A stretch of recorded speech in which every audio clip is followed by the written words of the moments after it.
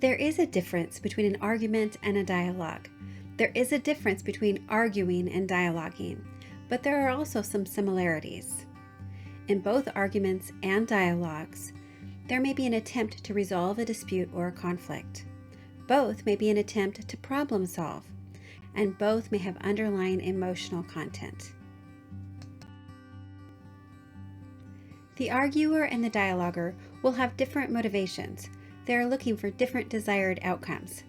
The arguer will be trying to persuade, try to convince, or try to win, while the dialoguer will seek to learn, try to discover, and seek to understand. The underlying motivation influences the communication strategies that each will employ. The arguer tells. They tell their own opinion, their own perspective, their own information, and their own desire or demand, while the dialoguer asks. They ask other opinions, other perspectives, they ask for new information, and they ask what the other person wants or hopes for.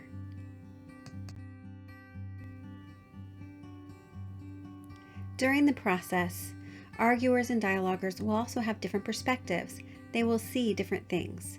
An arguer will see two opposing sides and consider their side the best.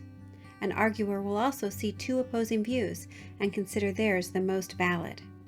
An arguer will see right and wrong and consider themselves right, while a dialoguer is willing to understand multiple viewpoints. They are willing to find middle ground or common ground, and a dialoguer is willing to consider possibilities and options, even the possibility that they may not be right or that the answer to right and wrong may not be that clear-cut. During the process, participants are likely to experience internal and external activations. Arguing activates stress hormones, animosity and adversarial dynamics, defensive and offensive responses, and win-lose thinking, while dialogue activates a chance to feel and be heard, a chance to listen, collaborative and cooperative dynamics, and problem-solving thinking. One effective strategy for dialoguing is the rerun strategy.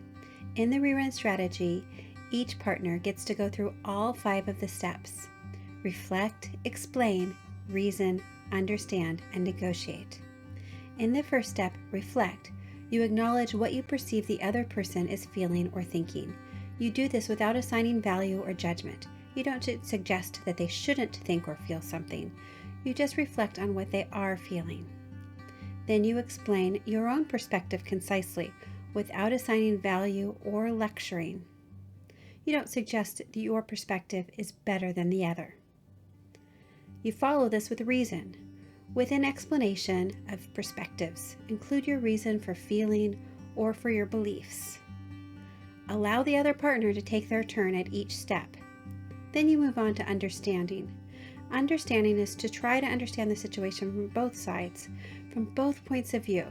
Try to understand the situation from a neutral outside viewpoint. Before you make a decision, understanding doesn't mean that you're agreeing or disagreeing with them. You're just understanding how they're perceiving it, how you're perceiving it, and from as many sides as you can. And finally, you negotiate. Negotiating is brainstorming to find a mutually satisfying solution. It's collaborative. You consider compromise as well as flexible alternative options. Sometimes at the beginning, you don't even realize an option is available until you get to this stage. Now, sometimes this can be a straight line: reflect, explain, reason, understand, and negotiate. But sometimes you have to go back and forth through a few of the stages, and that's okay as well. It's inevitable that we will have situations in life where we have disagreements, problems to solve, or conflicts to resolve. Using dialoguing motivations, perspectives, and strategies rather than arguing can help us tackle these issues in a way that is productive and protects our relationships.